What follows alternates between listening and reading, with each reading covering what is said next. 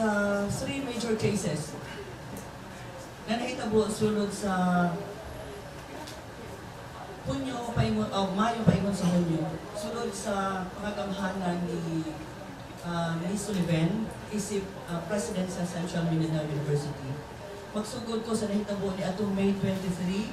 Ni atong May 23, dunay paghitabo nga violent dispersal, pagpanghulga, pagpangharas o pagpanguha sa mga propriedad, pagpangawat sa mga properties o frustrated killings. Ang biktima niini si Mr. Ronilo Hilado, 47 anyos og ninyo. Nahitabo kini ni atong Mayo 23, 2011 sa mga alas 11 ang takna sa Kabuntagon. Dito kini nahitabo sa iyahang umahan. Atubangan sa iyang Pinoy-anan sa Purok 19 sa Muswan, Dulogo, Maramag, Bukidnon. Ang mga perpetrators niini pag-umangkon sa CMU Security Director na si Mr. Diwan, si Mr. Juvie Pacquiao o 8 pa ka mga unidentified CMU guards. Ang nitabo niini, ang biktima kay Mr. Ronilo Hilado, gipabuthan. Gikan siya sa iyang umahan, pauli sa iyang balay, pero pagkaduha sa gipabuthi niining Sergeant Diwan gamit ang M16. O pagkahuman ini, gipabutan na sab siya og lain pa nga wala niya hiili nga security guards ang gigamit na usab shotgun. So sa maong pagbinutuhay ang iyang asawa nagbira-bira sila duha aron ipahilayo sa from out of the danger sa iyang ang iyang bana. Ug sa diha doon na hinuoy ni abot pangalain nga mga 6 other security guards sakay sa usa ka sakyanan o gikuha ang iyang turtle. Ang turtle is a hand tractor. O hangtod karon panahona ang maong turtle anaa sa kamot sa mga security guards. Ang ilang opisina mismo nasusunod sa CMU. Ang charge niya of course is robbery in broad daylight. Kung mangawat manggaling, nani tago-tago sa tumang gabi, dinha sa CMU, kinawatay sa mga gamit sa mga in broad daylight. Second na panghitabo ni atong June 3, wala kay sunod sa Gis Diaz. June 3 sa alas 10 ang takna sa Kapaponon, kini panahon sa Operation Tikad. Kung ito Operation Tikad, katong pagbalik pag-uma, tungod lagi sa giingon nga tubag din niya sa kagutom sa mga mag-uma. Ang mga kaso ini, again, dispersal na usap. Hindi lang ni simpleng dispersal, violent dispersal, kay armado ang mga na-disperse kanila. Of course, kung naagaling magdalang harpas, ubanan nini ang hulga o kahadlok sa mga biktima. Ang biktima niini, mga 500 ka mga membro sa BTL, Buffalo, Tamaraw-Limos, nga atong panahon na nagtikad what crime is there in farming, na kinahanglan aduan ka o mga security forces, na kinahanglan ka pusilong. Na ay presensya sa CAFGO elements o 3 military elements, making this appear na it is a military operation. Kung ito military operation within a security, within an educational institution, it is tantamount to militarizing a civilian facility.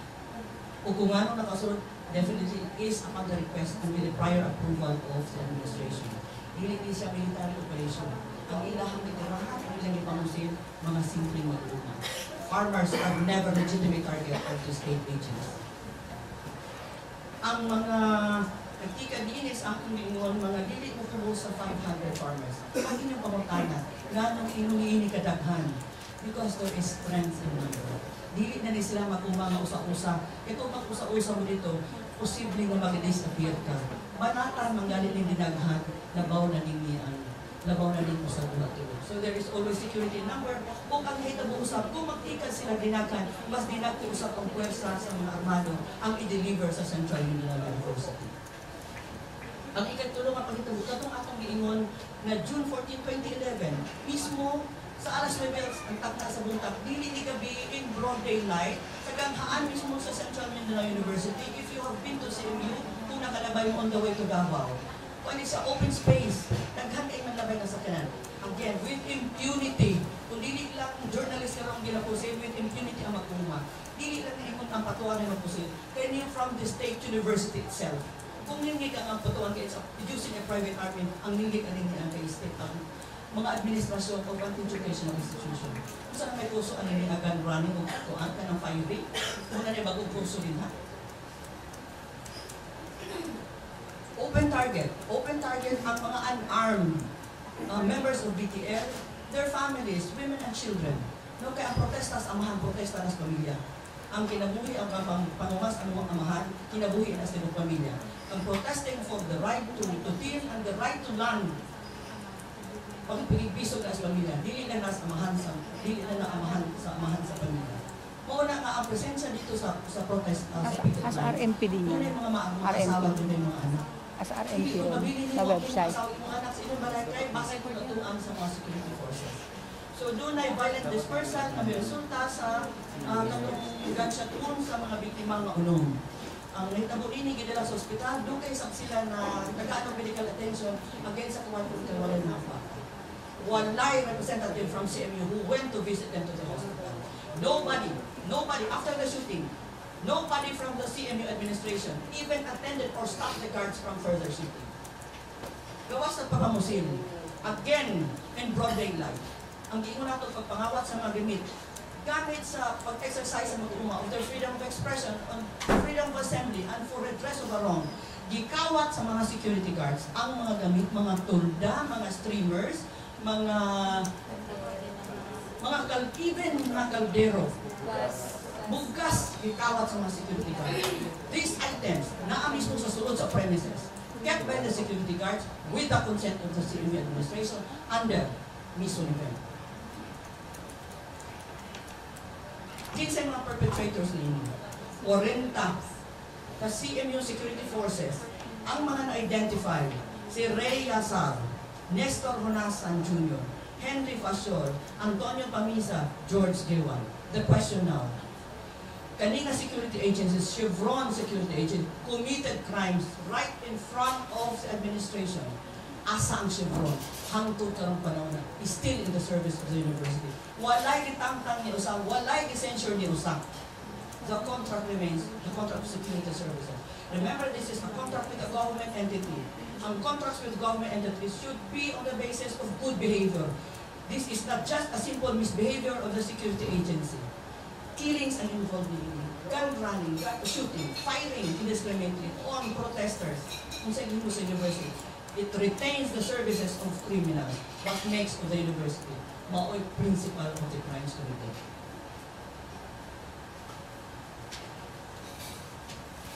Dili lang niya ang panghitabo of violence against the protesters. Kinidugo ni sa yuta. Dugo na paingon sa kamot, paingon sa dagway, hilang o sa nilikuan. Inisulibem. The violent dispersal was the latest in more than a decade of violence perpetrated by CMU. Dili lang is panahon ni Sullivan.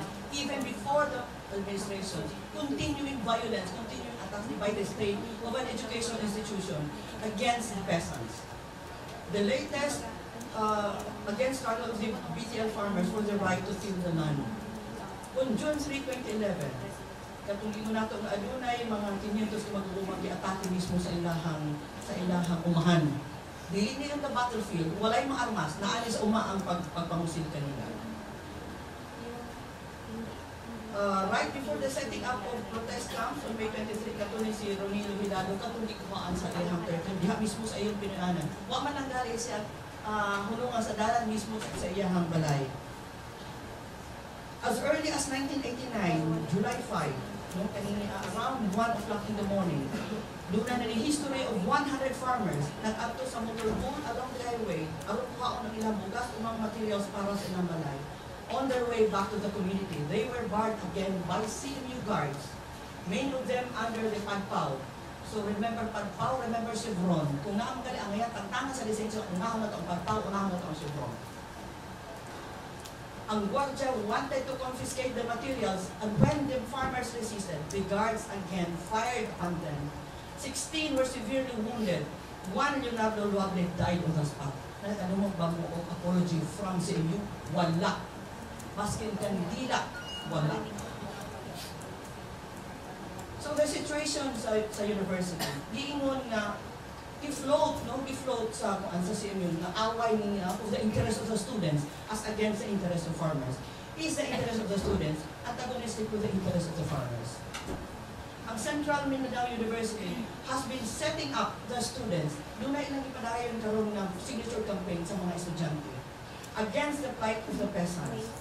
Right after the incident in June 14, ang CMU released a statement arguing that the land will be used quote-unquote, for research and academic purposes. Kung sa research and for what academic purposes. Kinid akong baka and the public is being misled. That's why we have to set up this press conference. CMU portrayed the farmers' right to till the land as a barrier to the educational advancement. Ang interest ko sa mga mag-uuma, mauibabag sa interest sa mga estudyante. However, we revisit the history of the lands granted to CMU when it was instituted. Ang CMU was instituted 1950s. Instituted in 1950s. From then on, a portion of it is indeed allotted to its campus and various research projects. Ang CMU is 3,000 hectares. Large tracts have been leased to private corporation without the public knowing it. Dili lang simpleng eskwelahan ang gigamit sa CMU. Iyang ipaabangan. Kanus ka naging lesson ang CMU. Mayon ta ipaabangan sa mag-uuma. Atong saluduhan ng CMU kung nagpaabang sa dili ipaabangan sa mga multinational corporation, leading which was Philippine Packing Corporation. Kaya ang bias of the CMU, bias na para sa mga pinya, mga saging, o mga karabaw. Never sa mga mag-uuma. Kung saan CMU. That makes CMU kontra mag-uuma mga universidad.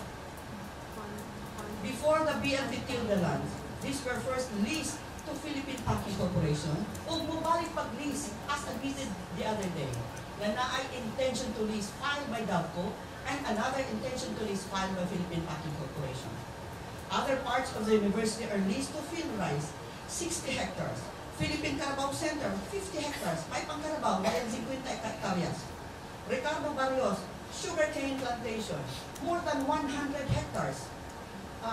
Busco, dili nila isaba. Kung dili gali isaba, dili tingali na sa hektarya. Kaya nga maulaw sila isaba. Mud Press Agri-Venture, Mud Press.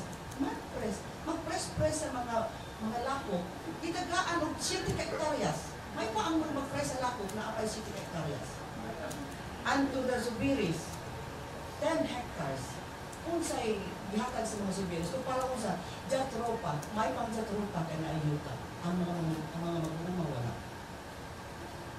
See the logic and how anti-peasants this state institution is. Clearly, the mounting violence against the farmers shows that the university is in a hurry. Gadali, kung sikito sila kaayo to have these lands available to their disposal. The argument that the lands will be used for the students' benefit is a farce, is dubious, is untruth. The budget problem of the university is a policy issue, a nationwide systematic problem that the government needs to address.